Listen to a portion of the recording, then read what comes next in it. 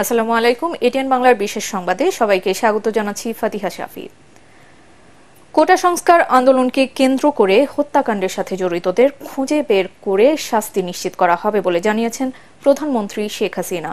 এ বিষয়ে নিহতদের পরিবারের সহযোগিতা চান তিনি। সাম্প্রতিক সহিংসতায় রংপুর বেগম রোকেয়া বিশ্ববিদ্যালয়ের ইংরেজি বিভাগের শিক্ষার্থী আবু সাইদ সহ দেশের বিভিন্ন স্থানে নিহত ৩৪ জনের পরিবারের সদস্যরা সকালে গণভবনে প্রধানমন্ত্রীর সাথে সাক্ষাৎ করেন। এ সময় নিহতদের স্বজনদের খোঁজ খবর নেওয়ার পাশাপাশি তাদের হাতে পারিবারিক সঞ্চয়পত্র ও নগদ অর্থ তুলে দেন শেখ হাসিনা। সাক্ষাতে অনেকে প্রধানমন্ত্রীকে জড়িয়ে ধরে কান্নায় ভেঙে পড়েন।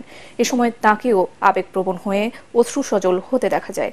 শোকাহত পরিবারদের সান্ত্বনা দেন প্রধানমন্ত্রী। অনুষ্ঠানে স্পিকার ডক্টর শিরিন শারমিন চৌধুরী ও স্বরাষ্ট্রমন্ত্রী আসাদুজ্জামান খান কামাল উপস্থিত ছিলেন।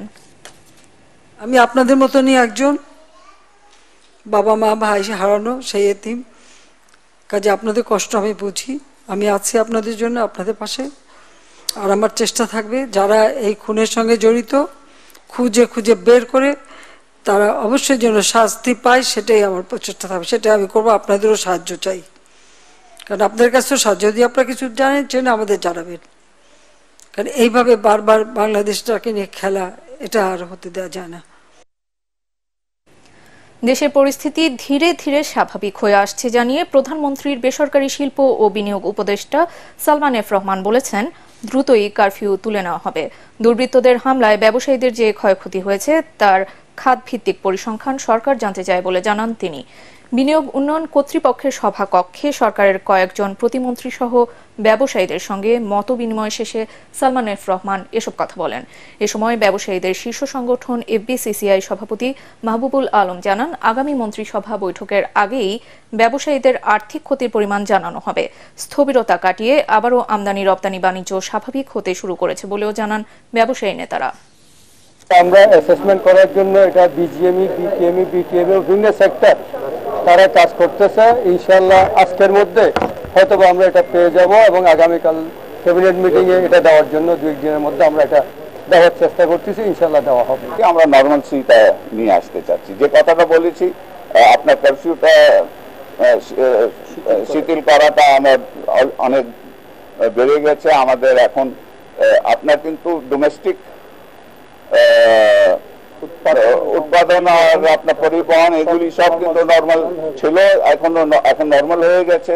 আমরা ওনাদেরকে বলেছি, ওনারা আজকে আমাদেরকে লিখিতভাবে দিবেন, আমরা এটা পরীক্ষা নিরীক্ষা করব, তারপর আমাদের যেটা ভালো হবে সেটা আমরা ব্যবসায়ীদের জন্য।